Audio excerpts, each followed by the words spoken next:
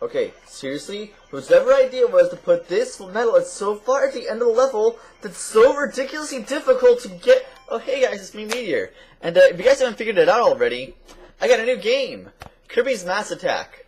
And unlike Kirby's Epic Yarn, even though it's something like Kirby, this game is actually enjoyable. Imagine that. Yeah, see, it's not that I didn't like Epic Yarn because it wasn't Kirby. I liked it because it was repetitive, it was easy, and it was just an utter, completely disappointment in every way possible.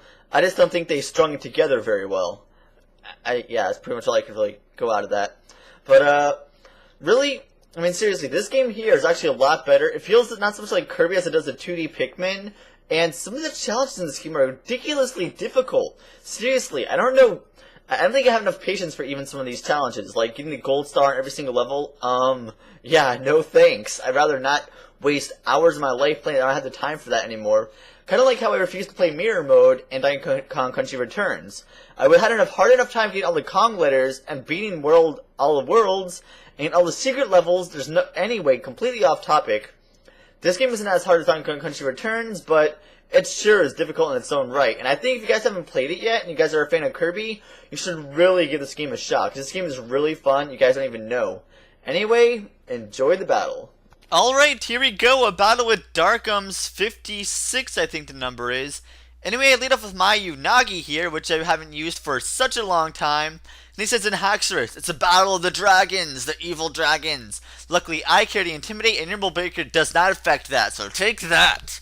He sends in Ferrothorn while I get up a free Dragon Dance. I'm like, okay, yeah, I can't do anything to Ferrothorn, but he's probably going to set up a Stealth Fox first, bringing the switch. So we're going to go for Earthquake here. However, what I don't get is my second play here. I mean, I leave it in, I leave my Unagi in here, knowing that this thing probably has T-Wave, and I go for another Earthquake. Hello? Are you following this? Are you seriously following this? It's a Ferrothorn. Anyway, I figure I pressed my luck too far here. Well, he says the lead seed. I figure he's going to go for a T-Wave next turn. So, I'm going to switch out and go to H1N1, predicting that T-Wave. I'm going to be like, alright, time to do some damage here. And he switches out into his Hydreigon. I'm like, oh, maybe it doesn't have T-Wave. Alright, that works. I was expecting him to switch. Seriously, who leaves in a Hydreigon to a Mamoswine? Either way, he takes off the Draco Meteor, kills me off, and that makes my H1N1 completely useless. Oh well, I guess they wiped out that virus. Thanks, UV-Chick, for that one.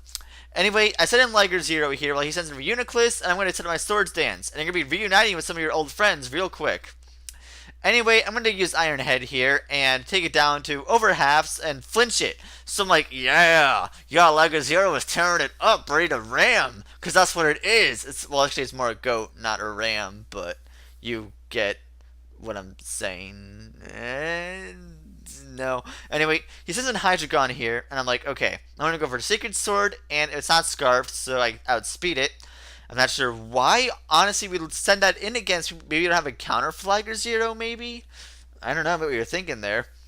Either way, then he says in Conkeldurr, I'm like, okay, this thing uses Mach Punch on me, it's not going to kill me because it's not boosted in any way yet. I go for Iron Head, and obviously that's not going to flinch because I attack second, so that still does a nice chunk, so wow, that did a lot. He has the leftovers, so obviously he doesn't have the Toxic Core, but he's not going to have the Guts, so he's not going to be able to do it too much. He pulls off a useless crit here, which is, like I said, useless. Useless crit is useless. Either way, I figure I'm going to send in my Whimsicott here, because my in before Whimsicott is so cute. Look at how cute and fluffy it is. It's so cute. I'm going to rock you like a hurricane, baby. Go for a hurricane. Take out that Conkeldurr. And I'm like, yeah, I'm just that awesome. I'm in before you die. 24 hours, 3 minutes, and 2 seconds until you die. Anyway, this sends in Haxorus, so you go for doo doo doo doo. The Grass Whistle. I would whistle, but I'm not sure how good a whistle will go through a microphone. I guess I'll find that out later. Actually, I'm not even going to try that. Because then I'm going to mess up my whole narration and have to re-narrate it. And I don't want to do that. Anyway, it's asleep, and I set up a substitute. And now I get to go for the Hurricane here. And I confuse it. Perfect. Yes. Whimsicott is trolling. You trolling. Anyway, I'm going to go for Hurricane again, kill off the Haxorus. I'm like, yeah, you can't beat my Whimsicott. Whimsicott's just too cute for you. Its cuteness overtakes your bulk. I mean, look how awesome it's like. It's so cute, it's so fluffy, and everything. But you know, you can't touch it because it's just too cute. You can't touch something that cute. I mean, come on. Go for Aggressively here. And of course, he has a lump berry, so, crap. He avoids that grass whistle, which sucks. I'm like, okay, maybe you won't avoid another one. Maybe. Yeah, and you don't. I'm like, alright, yes. Yes, as long as you don't get a first turn to wake up, I'm happy. So I get to go for Hurricane here, and I take it down to low health. Do I take it down to low health against, like, about yellow? Yeah, because Scrafties are pretty bulky. Anyway, he wakes up and goes for a jogging dance. I don't know why I didn't just go for another Hurricane, because, you know, even after a jogging dance, I would still outspeed, because I trained this thing full. It's timid and full HP and full speed.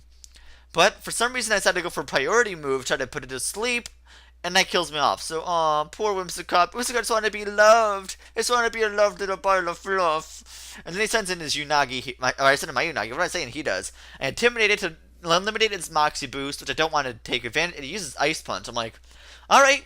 I think that's a pretty good move, actually, because, I mean, think about it. Flygons and Gliscor should be completely walled by. You can take him out with an Ice Punch. Kind of like what I put on my kind of like how I put Ice Punch on my T-Tar. But then he goes for Dragon Claw. I'm like, okay, Dragon Claw on top of Ice Punch. That is the worst Scrafty I've ever seen. I'm not even lying. What? Why do you have two? I guess for the Kingdra out of nowhere, you could go for Dragon Claw. Yeah. That's all I can really think of, because otherwise that's a completely fail of Scrafty. So I leave Unagi in here to die, because it's 17 HP. Really, I don't care. I can just send my last Pokemon and finish it off. It's my only last Pokemon, actually. My Phenomenal. And I copy Iron Pouch is useless, unless he has, like, Iron Head, or not Iron Head, Rabbit. Either way, I crit it with an Ice Beam. And, of course, guys, that's going to be good game.